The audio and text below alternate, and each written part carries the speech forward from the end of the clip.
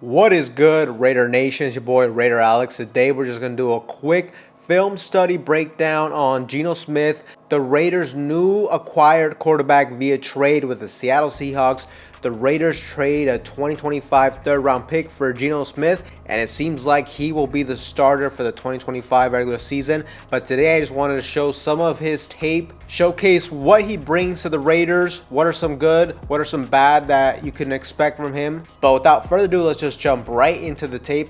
On this first play, we got Geno Smith showing a good example of him making the right read. He also does a really good job selling this play by using his eyes to make that linebacker hesitate just a second. As soon as he sees him freeze up a little bit, he's able to find the running back getting open on the wheel route. And we can just see by his eyes that slight glance to Jackson Smith and Jigba underneath freezes that linebacker, leaves him flat-footed, which then gives him the running back wide open for an easy touchdown. Just a great play right here. Here we got a blown coverage by the Patriots secondary, and you can just see how strong of an arm Geno Smith possesses. He's able to hit his guy right in stride for a big touchdown right here. Here we got wide receiver DK Metcalf does a great job selling this route on this double move, going against a too high safety look, and here Geno Smith is able to deliver a strike while receiving pressure for a huge touchdown. Now, he is also a guy that can throw on the move like we see on this design, play action, bootleg, and I think this is definitely something we can see Chip Kelly utilizing him in these type of scenarios moving forward for the Raiders offense. He can definitely throw on the move. Here we got a couple of different things to analyze here from Geno. First, we got a too high safety look, cover two. And first, I like the pocket presence that he displays right here. He's got pressure coming off that right-hand side. He does a great job stepping up in the pocket, keeping his eyes down the field, and he throws a dot to DK Metcalf on the post route in a tight window. I just like the timing and anticipation on this throw as well, but just a fantastic play from the veteran quarterback.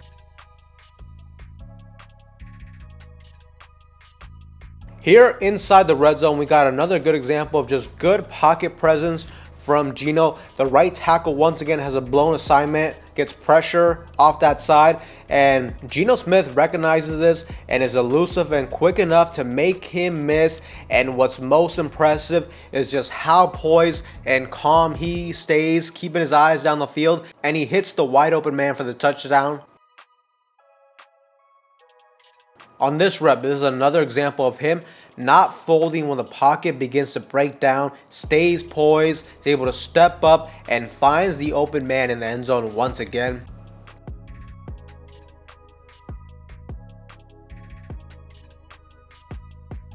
Now, late in the fourth quarter, down by 1 point, inside the red zone, we got a great read and just great accuracy on this rep. We got a cover 3 zone look from the Rams, and they got Jackson, Smith, and Jigba on the corner route. Geno immediately recognizes this, gets the throw off early, and just another tight window throw from him during crunch time.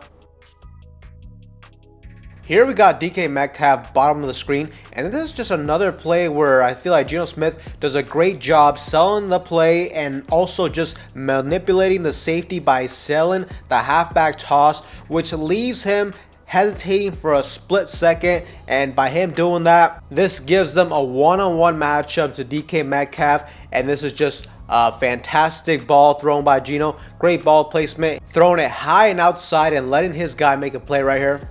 3rd and 6 here, and the Seattle Seahawks offensive line gives up pressure once again. The pocket completely breaks down, and just watch how Geno is able to spin out of this, keep his eyes down the field, and hits his man for the touchdown. Just a phenomenal play. Now we're going to focus on some of the things he needs to improve on, and at times his decision making needs to be more consistent. On this rep right here, the decision making is not good right here. Essentially, he's just going to throw up a head scratcher type of play that results into an interception. We got the Denver Broncos defense in a cover 3 zone. And first, he's going to miss his wide out on this corner route. He was open, doesn't see it, doesn't throw it. And it looks like instead he's trying to target Tyler Lockett on the post pattern. Now he also takes a hit right here, which just makes this pass look like a sitting duck, but it was still an ill-advised throw. He doesn't see the linebacker, and this just results into a terrible interception right here. Now, one thing we do know about Geno Smith is he does have a strong arm, but sometimes he can sail his throws like we see on this rep right here. I mean, he had his wide out with some separation on this crosser route, but he just overthrows this, and he just can't do that when there's safety help over the top in tight coverage like this. Here he's going to target DK Metcalf, but as he drops back to throw, it just looks like he takes way too long to throw this, and by the time he makes his read, comes back to DK, by that time he throws it, the defensive back is all over this, able to read this, able to undercut this route and take this for an interception.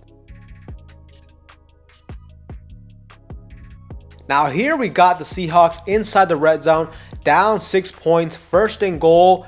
And this is just another one of those head scratcher type of moves from Geno Smith. And it's something that for whatever reason last season he struggled with, and that is red zone turnovers. First, we can see on this rep, I mean, nobody is really open initially. And also too, I mean, we got to call out the offensive line again, and he doesn't really help him out on this one. And he essentially tries to make like a nearly impossible throw right here. And this just turns into him throwing this into double coverage.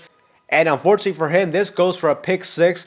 Just a huge game-changing play and just a terrible decision right here. You cannot do that when you're inside the red zone. You always got to come away with points right here. Just a bad decision overall. And inside the red zone, once again, this is another example of just a bad decision. He throws this into double coverage once again, and it leads to another interception.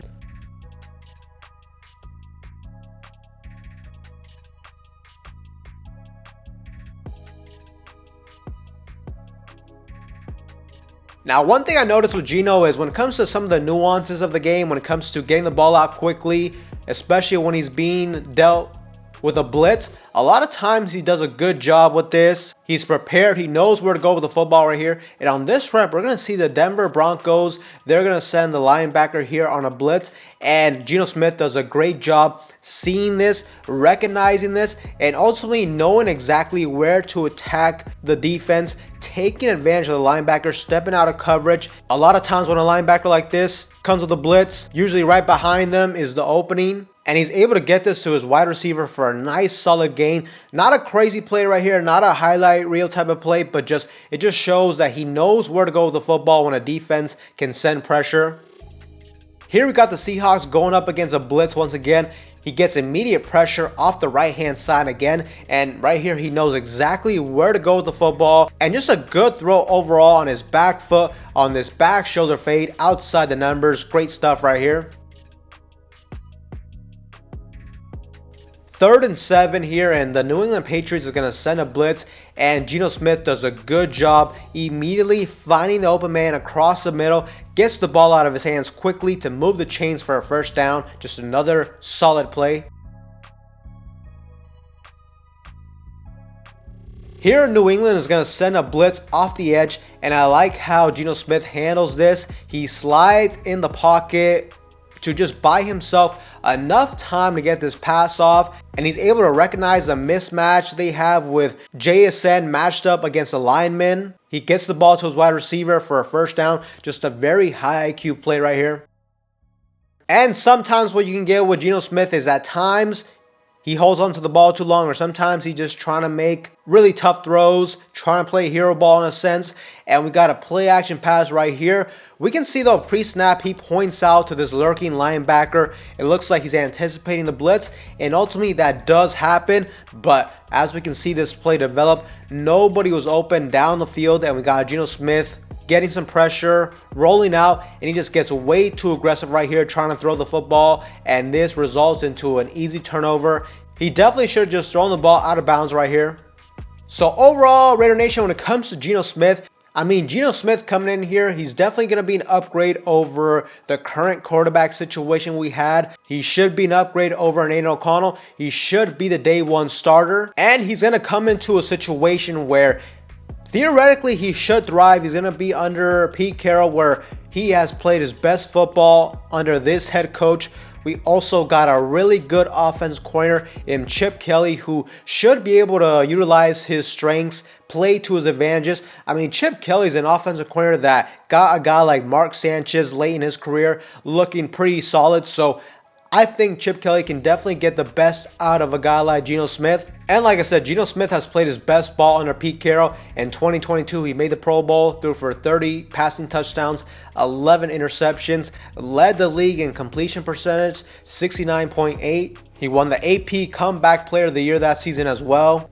In 2023, he threw for 20 touchdown passes, 9 interceptions, and last year was the year where he kind of regressed. I mean, he had a lot of passing yards, 4,300 passing yards, but he had 21 touchdowns, 15 interceptions. And one thing that I did notice, like I said earlier, in the red zone, it seemed like he struggled. Now, that definitely could have been due to the Seattle Seahawks offensive line being really bad this season. Also, a change of offensive coordinator and scheme may definitely have affected it as well, as it didn't really seem like he had this issue the previous years when Pete Carroll was the head coach. But just analyzing the tape of Geno Smith, he has a strong arm. He definitely isn't afraid to rip it when he has to. He has solid accuracy. The last 3 seasons, he's been near the top of the league when it comes to completion percentage. He has really good pocket presence and awareness, has really solid mobility as well, brings a good veteran presence to the quarterback room.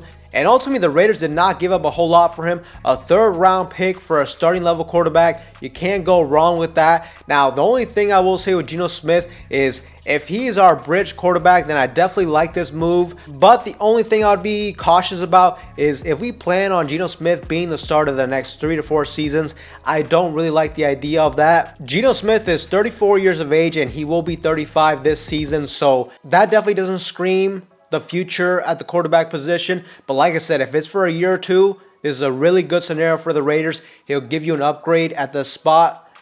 He'll buy this team some time to try to address the position long term. And another reason why I wouldn't be too excited about him being like the future of the quarterback position is, I mean, we saw with Seattle under Pete Carroll, him having a resurgence to his career.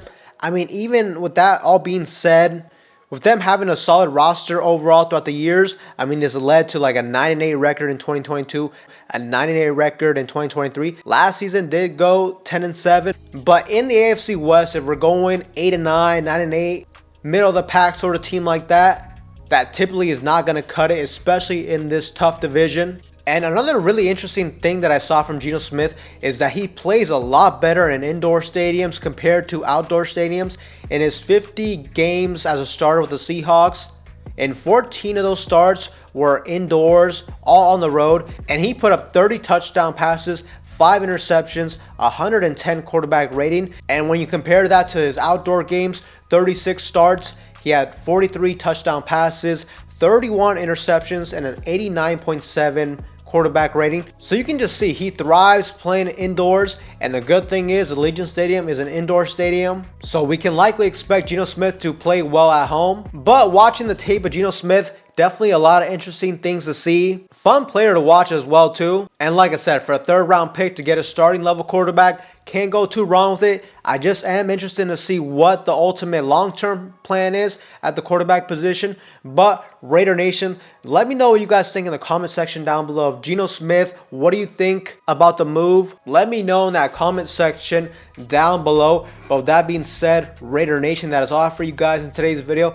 Anybody that is new to the channel, you guys love Raider related content just like this, make sure to like, comment, subscribe to the channel. That being said, I will see you guys in the next one.